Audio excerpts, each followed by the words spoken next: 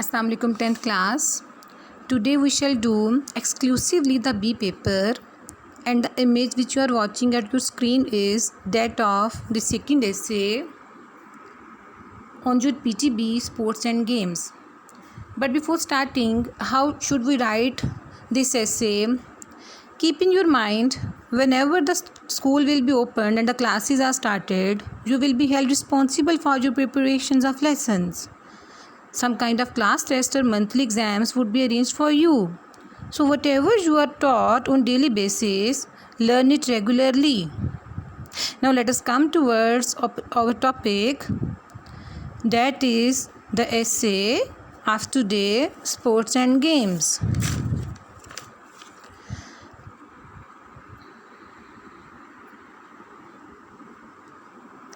The image you are watching at your screen is the material from your PTB. I would like you to write down this essay by keeping in your mind these details. First of all, you must start this essay with the introduction. The introduction, how sports and games are necessary for us. The second paragraph should be on how sports and games make us healthy and fit. The third paragraph should be on how sports and games are necessary for those people who do mental work most of the day. The next paragraph would be on the types of sports and games, outdoor games and indoor games. The next paragraph after that should be how sports and games are necessary for character training. In the next passage, you must write down the scope of sports and games in developed countries. Scope of sports and games in developed countries. The next detail should be on sports and games in Pakistan, their value, their scope, and what type of games are liked in Pakistan. Then you must write down the conclusion of the essay, in which you must discuss that all type of sports and games certainly benefit both mind and body. And you must also add some valid quotations to this essay. Now take the material from your PTB, add some points from other books as well, give in some deeper details, prepare your notes and learn your essay.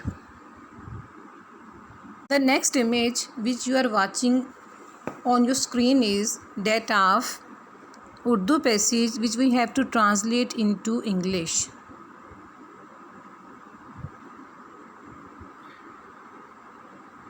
Let us have a closer look. मैं 10वीं जमात में पढ़ता हूँ present indefinite tense. I read in 10th class. I read in 10th class. जिस school में मैं पढ़ता हूँ वो शहर का एक मशहूर स्कूल है. जिस स्कूल में मैं पढ़ता हूँ. द स्कूल इन विच, जिसकी इंग्लिश होगी which. The school in which I study.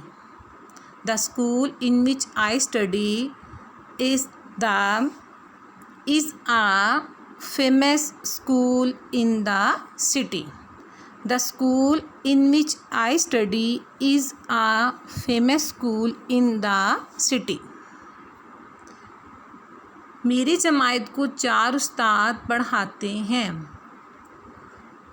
4 उस्ताद, ये हो गया हमारा subject of the sentence. 4 teachers पढ़ाते हैं, वर्ब टीच. मेरी class, my class. 4 teachers teach my class. वो सब के सब बहुत काबिल हैं, वो सब के सब बहुत काबिल हैं। दे आर ऑल, वो सब के सब बहुत काबिल, very able. They are all very able और कॉम्पिटेंट, काबिल होना कॉम्पिटेंट के मायनों में। They are all very able और कॉम्पिटेंट, लेकिन बट मुझे सबसे ज़्यादा ज़ैद साहिब पसंद हैं, मुझे सबसे ज़्यादा ज़ैद साहिब पसंद हैं। अब यहाँ पे थर्ड डिग्री ऑफ एडजेक्टिव का यूज़ होगा। बट, लेकिन, but I like mister zaid the most, सबसे ज़्यादा, सबसे ज़्यादा, the most. I like mister zaid the most. वो हम अंग्रेज़ी और हिसाब पढ़ाते हैं, पढ़ाते हैं। That is a symbol of respect or honor for him, respect और ऑनर फॉर हिम, उनको इज़्ज़त के तौर पे पढ़ाते हैं, वैसे करते हैं। अब ये नहीं कि हम उसकी ट्रांसलेशन प्लूरल में कर दें, उनके लिए दे यूज़ कर दें, ऐसे नहीं करना। हम उनके लिए ही यूज़ करेंगे, as a singular body he use करेंगे। ही पढ़ाते हैं, present indefinite tense. He teaches us, he teaches us English and mathematics.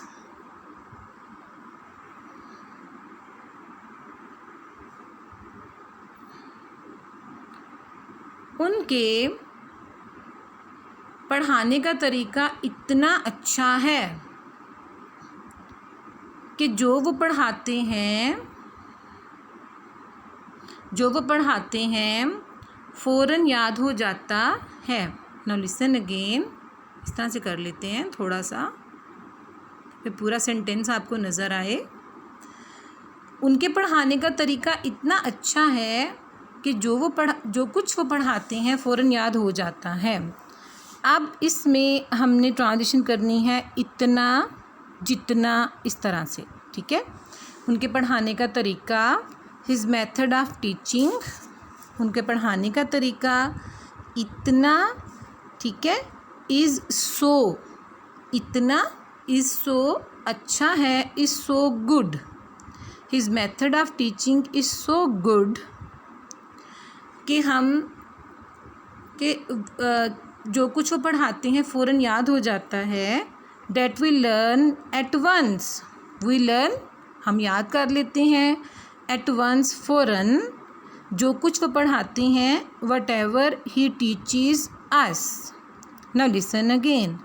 His method of teaching is so good that we learn at once whatever he teaches us.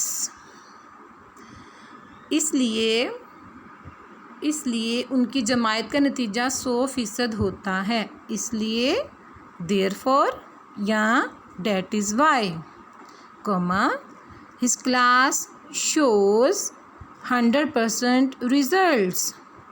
That is why his class shows 100% results.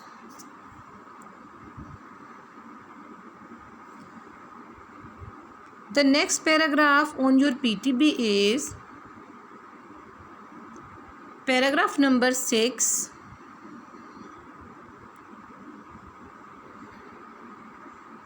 And this paragraph is in past indefinite tense.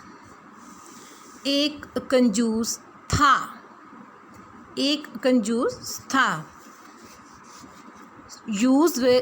Start with demonstrative pronoun.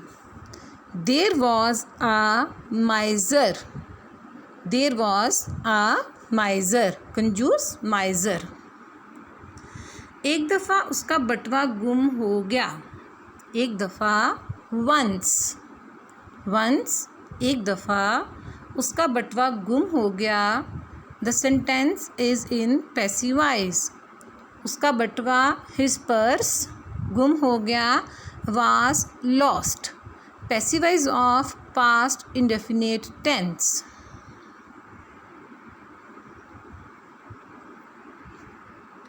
बटवे में 100 रुपये थे, 100 रुपये थे. There वर, वहाँ पे थे 100 rupees. बटवे में इन the purse या in it. There were 100 rupees in it.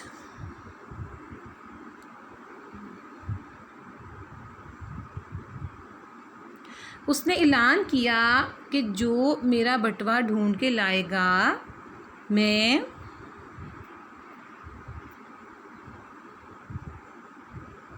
उसे 10 रुपये दूंगा. Now note that this part of the passage is quoted in inverted commas. Okay. उसने ऐलान किया. He announced. Use of past indefinite tense. He announced. Now start inverted commas. जो मेरा बटवा ढूंढ कर लाएगा मैं उसको 10 रुपये दूंगा. This is first conditional sentence. In the first conditional sentence we use present simple, and in the later part of sentence we use future simple tense. Okay, now start. Whosoever, जो कोई. Whosoever finds out ढूंढ के लाना. My purse, मेरा बटवा. Whosoever, जो कोई. Finds out my purse, मेरा बटवा ढूंढ कर लाएगा. बटवा ढूंढ के लाएगा, कॉमा, मैं उसको 10 रुपये दूंगा. I shall give him 10 rupees. Close the inverted commas. Now listen again. He announced, whosoever finds out my purse, I shall give him 10 rupees. The first part of the sentence, finds out, in present simple, shall give him in future simple. Okay, full stop. एक दिन, one day, एक किसान, a farmer, उसका बटवा लेकर आया. लेकर आना, bring something. Tense is past indefinite, so we shall use the second form of verb. One day, a farmer, एक किसान, a farmer, brought, ले आया, his purse, उसका बटवा.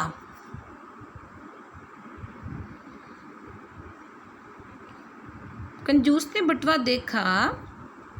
अब देखना यहाँ पे लुक के मायनों में नहीं होगा, ये होगा सर्च के मायनों में, यानी कि बटवे को अंदर से, बाहर से, हर जगह से टटोलना, सर्च के मायनों में होगा. The माइजर searched out. The माइजर searched out the purse. उसमें पूरे 100 रुपये थे. उसमें पूरे 100 रुपये थे. देयर वर, उसमें थे, पूरे एग्जैक्टली 100 रुपये, 100 रुपी, उसके अंदर in it. There were exactly 100 rupees in it. जब किसान ने